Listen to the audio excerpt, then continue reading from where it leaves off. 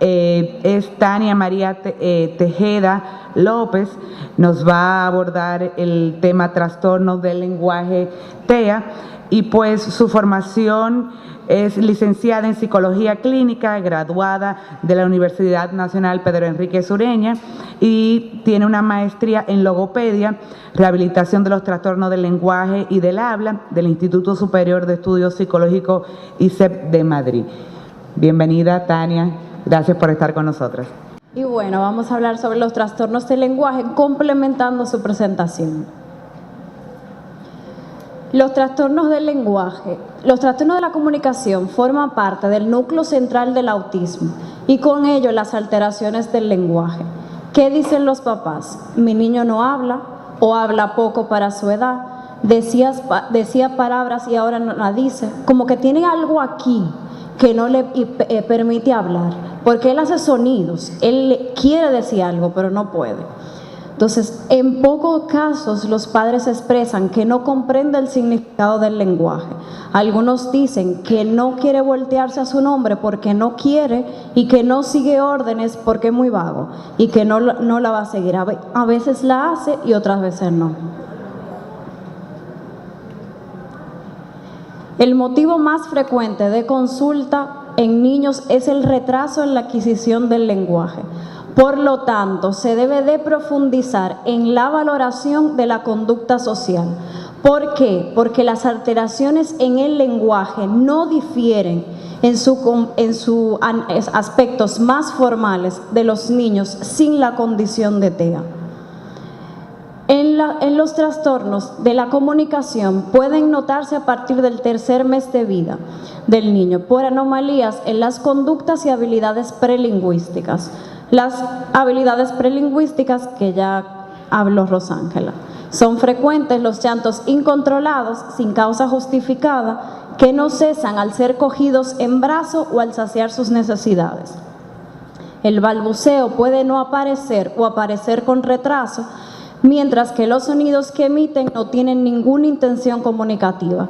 Se puede notar un guau, guau, o unos chillidos que hace, pero simplemente son autoestimulación. En muchos casos persiste el mutismo al menos hasta los 2 años. Puede haber un desarrollo normal hasta los 36 meses y luego los niños pierden todas las habilidades adquiridas. Siguiente. Todas las personas con TEA son distintas en su capacidad para comunicarse. Algunas no desarrollan en absoluto el habla. Entre el 25 y el 30% dicen algunas palabras y hacia los 12 y los 18 meses la pierden. Otros hablarán más tarde y aquí presentarán las alteraciones en su lenguaje. Las características del lenguaje, y esto no es solo en los TEA, es frecuente encontrar en niños entre 2 y 4 años con una jerga que pareciera que imitara al adulto. En lugar del lenguaje, en ocasiones puede parecer que un niño imitara el lenguaje, pero su lenguaje está carente de significado. Aquí yo recogí una muestra de un niño de 3 años y lo que él me hacía era mía, tataquita, agua, tutus, 5. La mamá, pero es que él dice 5, yo le voy a reforzar el 5, porque ahí está diciendo, ¿se está comunicando? No. Hay una jerga conversacional que no imita la entonación del adulto, pero él está jugando solo. No tiene ninguna intención de comunicarme absolutamente nada. Sigue siendo de autoestimulación. Otras características de la alteración en las personas con TEA es el lenguaje colálico. Son las repeticiones de frases o palabras de manera mecánica sin ninguna intención comunicativa. Puede ser inmediata, hola, ¿cómo estás? Hola, ¿cómo estás?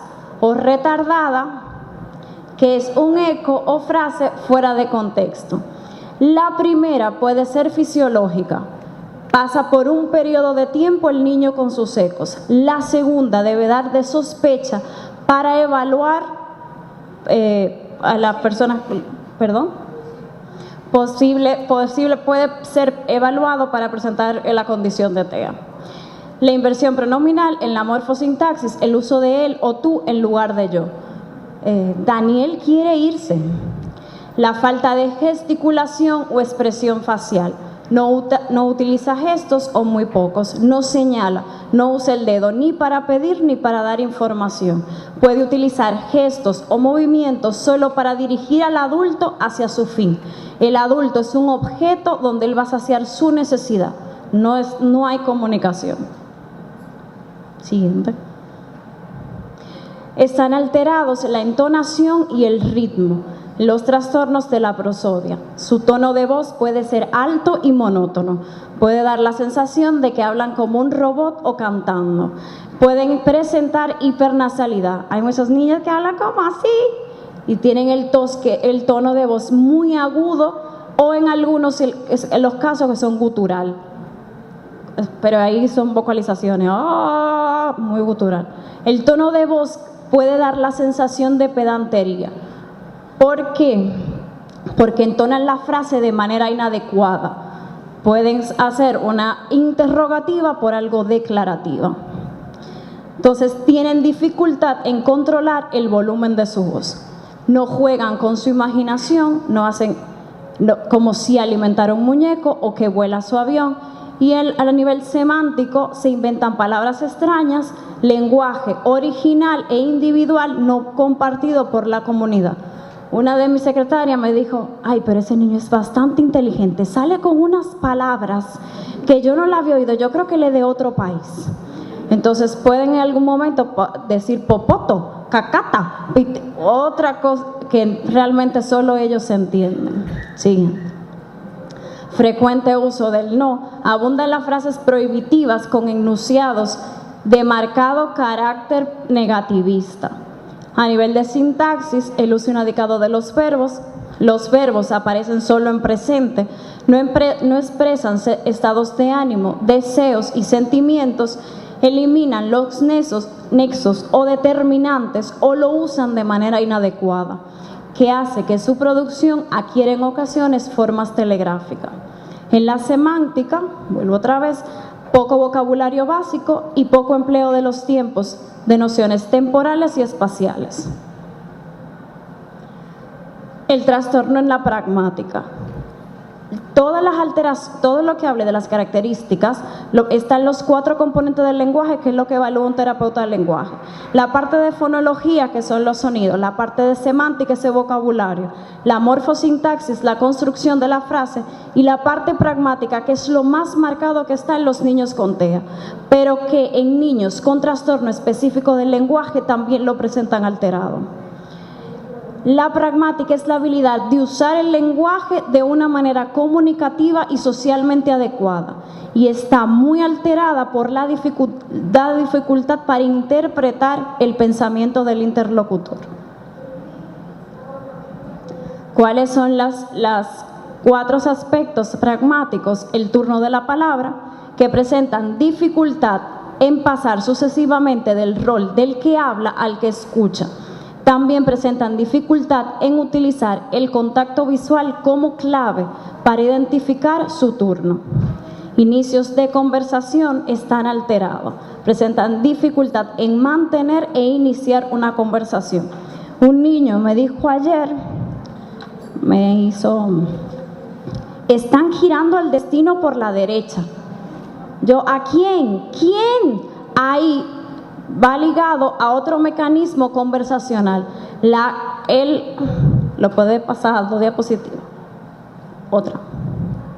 Las clarificaciones. No preguntan ni piden aclaraciones tampoco. Da sobreentendido que ya yo entendí. Él realmente va a seguir girando a su destino a la derecha, pero yo no sé de qué él me está hablando. Me puede ir, voy a perder el hilo de la conversación, igual me puede ir llevando en Miami, el destino, el GPS. No sé, eso lo llevo yo, pero no se van a poner nunca en el papel de que escuchan. Atrás. Y la última es el lenguaje figurado. Tiene la dificultad para comprender distintos significados, que puede tener una palabra, significado que se deduce a partir del contexto.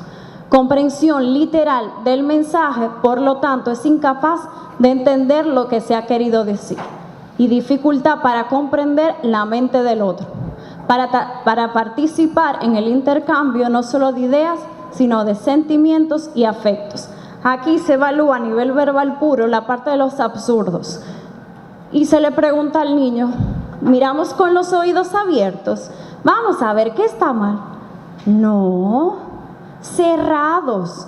O sea, en otra tenemos que analizar una frase en un texto. A las 8 se levantó de la mesa y un sol radiante entraba por la ventana. Vamos a analizar qué está mal. Sí está mal, el sol no puede entrar por la ventana no se entra. Entonces, totalmente literal, o sea, un trabajo muy arduo. Paso.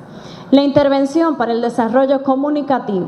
El enseñar conductas comunicativas genera cambios importantes. La intervención va dirigida a expandir las situaciones en las que se comunica y en las que podría comunicarse.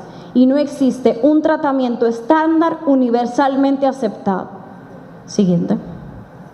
Las normas básicas para la intervención. Un programa elaborado en base a las posibilidades y a las necesidades del niño. No veo al niño con un diagnóstico, ¿es TEA o es un trastorno específico del lenguaje o un retraso? Veo qué posibilidades y qué yo voy a trabajar.